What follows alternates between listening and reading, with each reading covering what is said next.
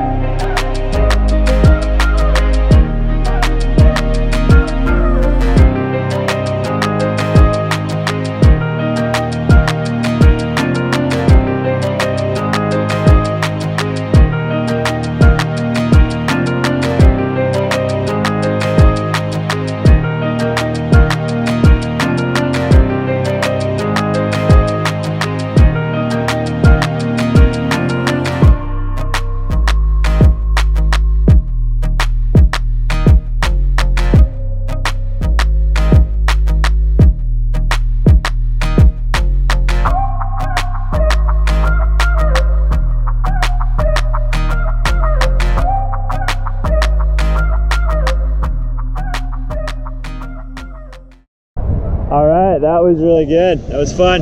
We saw a lot of fish, some turtles, and Haley even got to see some dolphins.